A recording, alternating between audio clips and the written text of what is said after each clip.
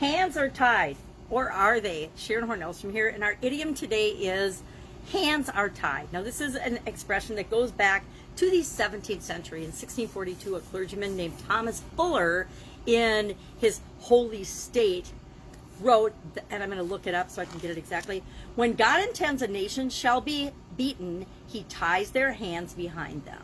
That was the first time it was written, but it was used, of course, before then. And you can go online and you can look up all kinds of ways to get out of being tied up, or to get out of having your hands tied. And I got to thinking about this. It, of course, means it's usually used to say, actually it literally came from people's hands being tied together or behind their backs, you know, criminals or whoever. And it became really popular in America in the 18th century, but it was around from the 17th century in Fuller's, you know, expression and writing of the Holy State. And we often use that expression as, and I'm gonna make some enemies here when I say we use it as an excuse. We use it as an excuse in our lives. We use it as an excuse in our businesses, especially when we say things. Or when, to me, I got to thinking about it this morning.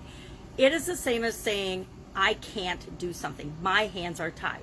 Now, in my businesses and in my organization, we have processes and systems and rules and regulations so that we make sure we're getting good results for people and we're getting our customers and delivering to them the things that we say we're going to deliver to them.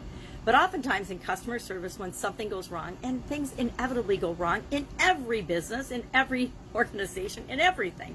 If the world were perfect, things would always run around smoothly, but they never do. And often you'll get the canned response from customer service or from quality department, and that was my department in corporate America for a lot of years. This is our policy, this is our procedure, this is the rule, this is how we handle questions about quality or defects. And that was another way of saying, hey, our hands are tied, too bad, so sad, you're out of luck, you're SOL. And I was thinking about it today, and it really started gnawing away at me that, are our hands really tied, or can we get out of it as easily as I got out of this little funny rope?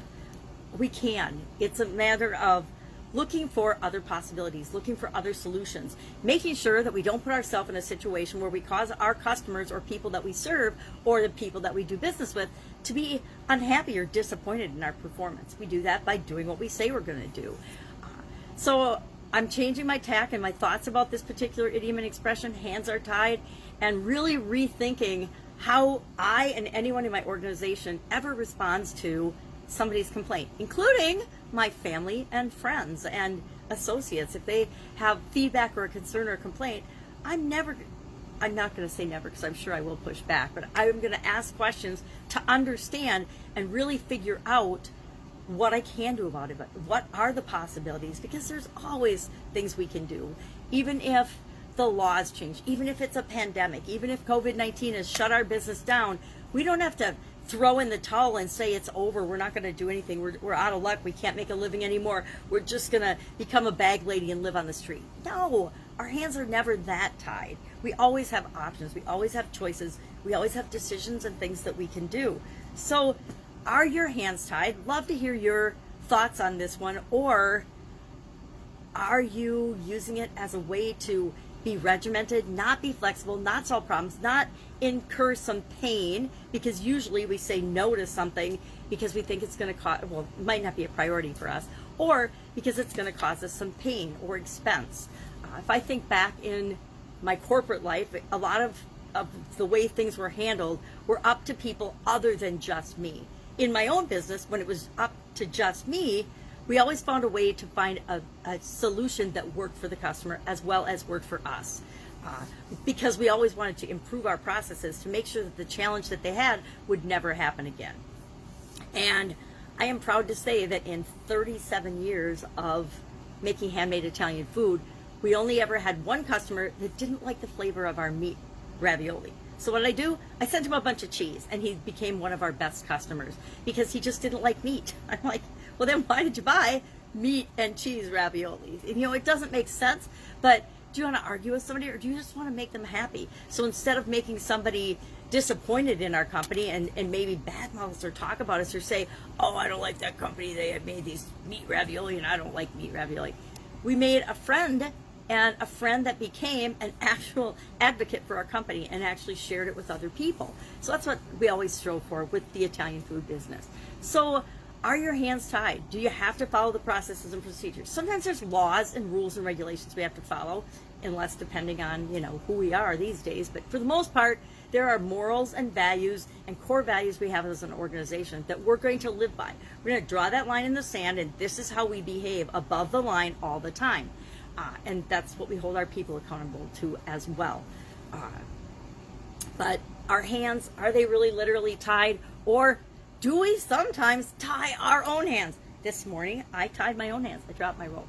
I tied my own hands, right? I tied myself up in a knot to demonstrate that I tie myself up in a knot, but I can also get myself out of that. And I think that's true of a lot more situations than we think there are. Now, if we do something illegal or immoral and get caught, we're going to have to live with the consequences or deal with and be responsible for the consequences of that.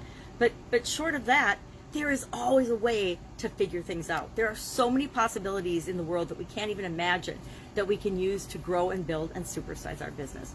So share in the comments below your experience with feeling like your hands are tied. And I have felt sometimes in my business life that my hands were tied. USDA came into my manufacturing facility every single day, and they oversaw, because that's what they do in meat and food industries, they oversee a lot of what you do. And sometimes you feel like you were banging your head against the wall trying to make things better, and they would be pushing against that because they were coming down and interpreting the rules as the USDA puts out the rules and guidelines.